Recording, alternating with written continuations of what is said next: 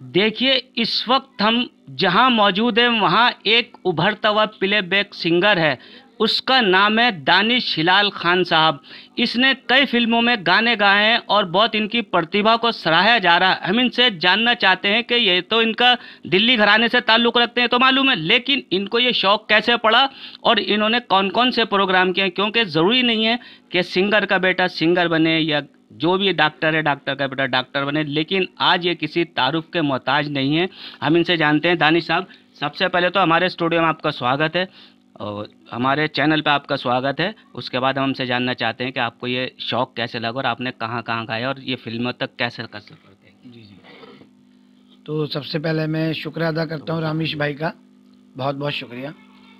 और मेरा जो शुरुआती सफ़र रहा है, क्योंकि मैं ख़ुद एक दिल्ली घराने से ताल्लुक़ रखता हूँ, म्यूज़िक के घराने होते हैं हमारे, तो ये हमारा घराना 800 साल पुराना है माशाल्लाह, और ये 13वीं सदी से चला आ रहा है, जिसके फाउंडर हज़रत अमीर खुसरो रहमतुल्लाह अलैह।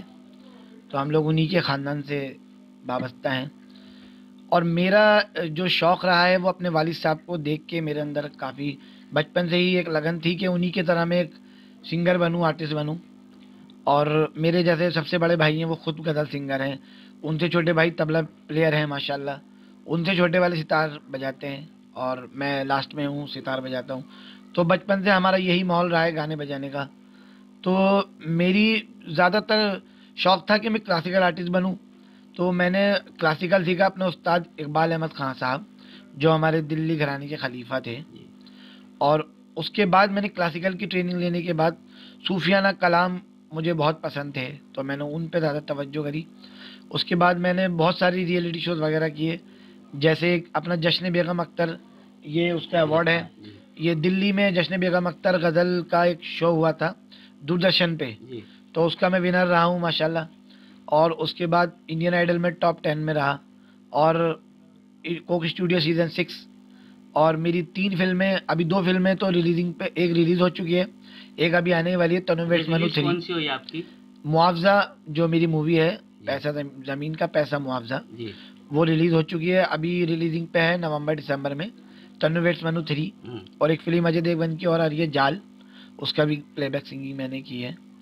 और दानिश भाई, मैं ये चाह रहा था, जैसे आपने बेगम अख्तर में क्या सुनाया था जिसके आपको प्राइज़ मिला, तो ज़रा सा वैसे गुनगुना के अगर आप जी जी जी ज़रूर। तो जश्न बेगम अख्तर में मैंने गज़ल गाई थी, जो कंपोज हमारे, जो मतलब कंपोज मीन उसका म्यूज़िक जो है वो मेरे वालिद साहब उस्ताद हिलाल अहमद ख़ान साहब ने उसका म्यूज़िक दिया है। तो डी शार्प दिखाइए ज़रा।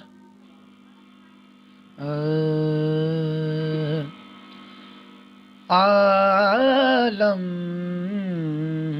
वहाँ भी उसका खरीदार हो गया, मैदान हश्र मिस्र का बाजार हो गया।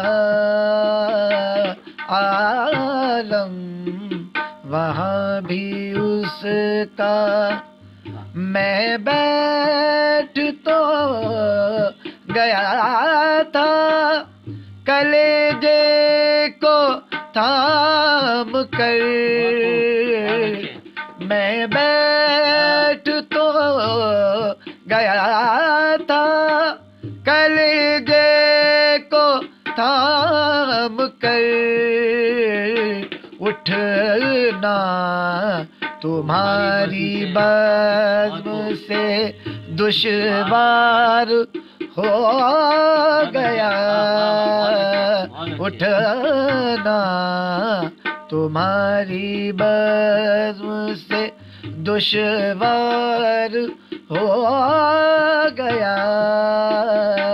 आलम वहाँ भी उसका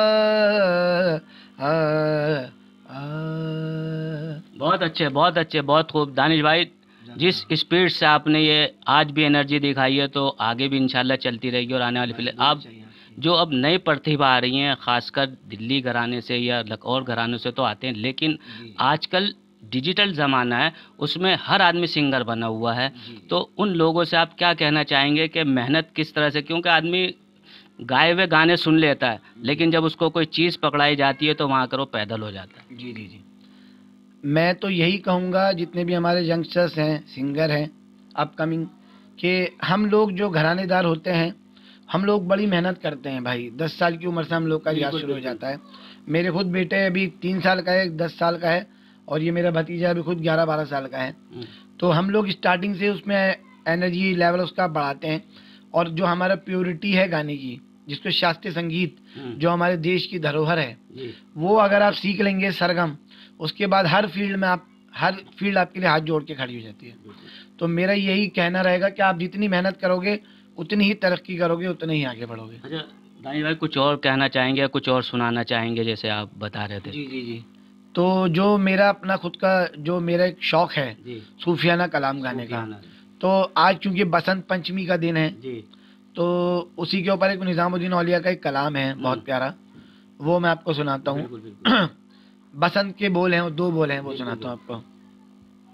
डीजे आप दिखाइए।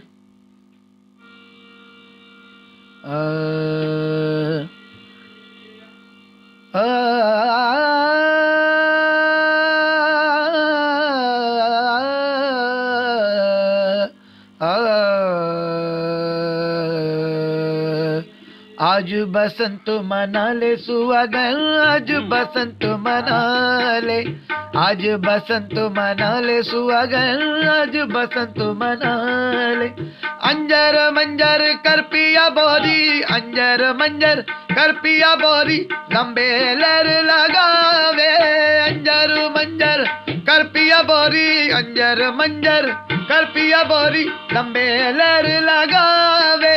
तू क्या सोवे नींद की माटी, तू क्या सोवे नींद की माटी, सो जागे तेरे भाग सुहागन, आज बसंत मना ले, आज बसंत मना ले सुहागन, आज बसंत मना ले।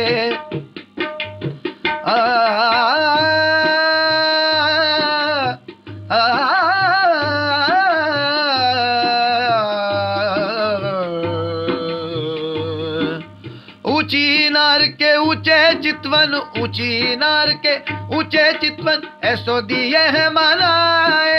शाह अमीर तो है देखन को, शाह अमीर तो है देखन को, नैना से नैना मिलाए सुहागन, आज बसंत मना ले, आज बसंत मना ले सुहागन, आज बसंत मना ले, आज बसंत मना ले सुहागन, आज बसंत मना ले।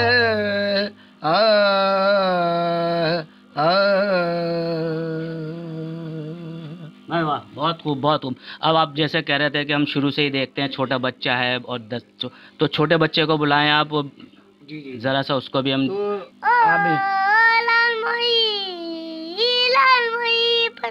रखियो बला झूलेला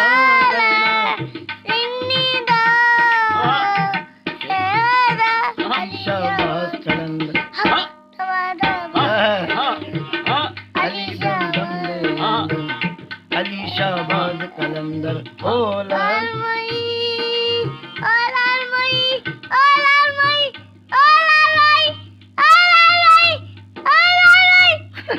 वाह, चलो झूले लाल, झूले लाल, झूले लाल, झूले लाल, स्पीड लाल, झूले लाल, झूले लाल, झूले लाल, झूले लाल। हाँ भाई तुम भी गाओ। लाल झूले लाल, झूले लाल, झूले लाल, झूले लाल, झूले लाल, झूले लाल, झूले लाल, झूले लाल। लाली देखण लाल के रंगमाला के हाथ, जिसकी चुनरी रंग गए उसके धन धन भाग।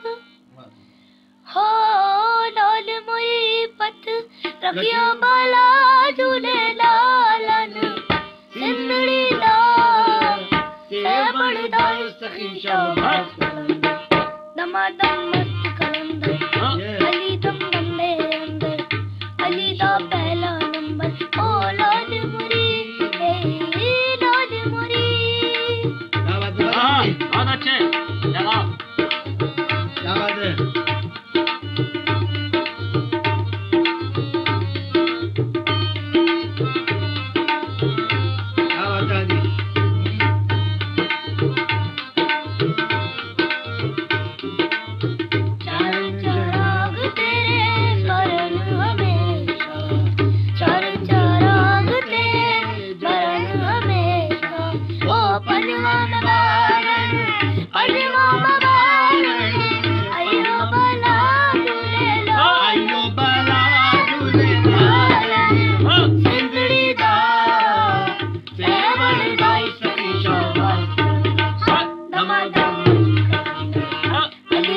मेरे अंदर अली शाह पास करंदर औलाद मोरी आखिर का औलाद मोरी औलाद मोरी औलाद मोरी औलाद मोरी औलाद मोरी।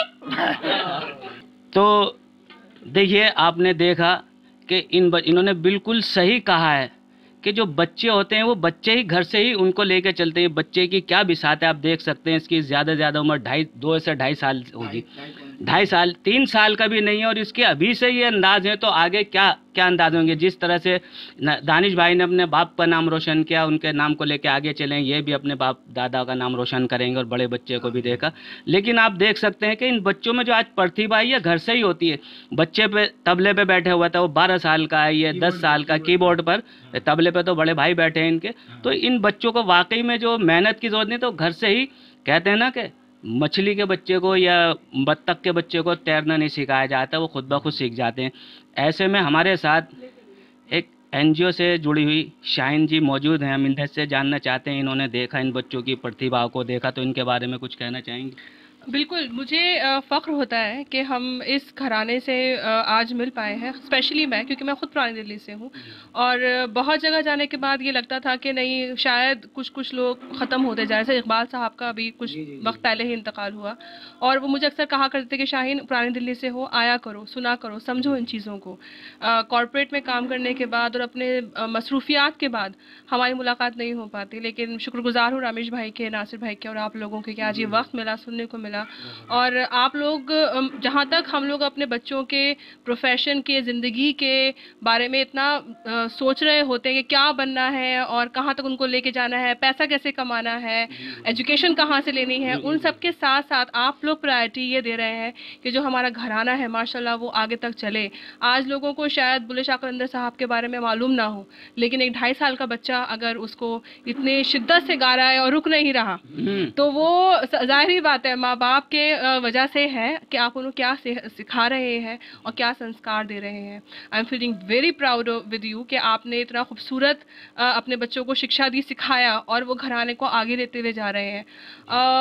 हाँ, ये चाहेंगे कि ऐसे प्रोग्राम्स में हम सभी, खासकर पुरानी दिल्ली के लोग आए। मैं ये कहना चाहता कि जैसे इन बच्चों को देख के अगर इनका कोई बच्चों का चाइल्ड कोई प्रोग्राम अगर आप बिल्कुल बिल्कुल, मैं यही बात अभी कहना चाह रही थी कि मैं ओल्ड दिल्ली को बहुत प्रमोट करती हूँ, क्योंकि हम में से कुछ ही लोग हैं जो आगे बढ़ पाए। और आजकल जो हालात हैं, पहले ही पढ़ाई के इतने हालात ख़राब थे, नौकरियों के हालात इतने ख़राब थे, और अब आने वक्त में कोरोना की वजह से हालात और ख़राब होते जा रहे हैं।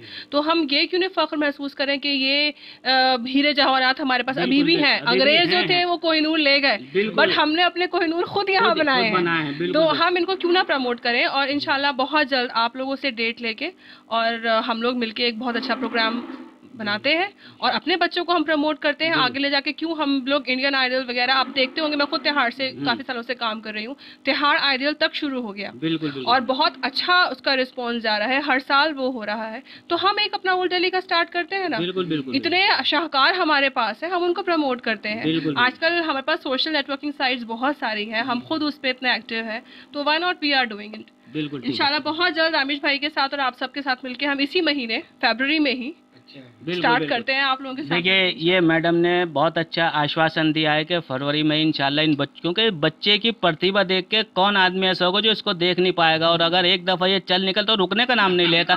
ऐसे लगता है जैसे कि इसकी जो इसमें चाबी भर दी तो इसको रोकना पड़ रहा। फिर जो है लग रहा है ऐसा है कि जैसे आने वाले टाइम में 2-4 टाइम में दानिश भाई को कहेंगे सिर्फ आप गाना ही गाएं बॉम्बे में, यहाँ हम लोग संभालेंगे।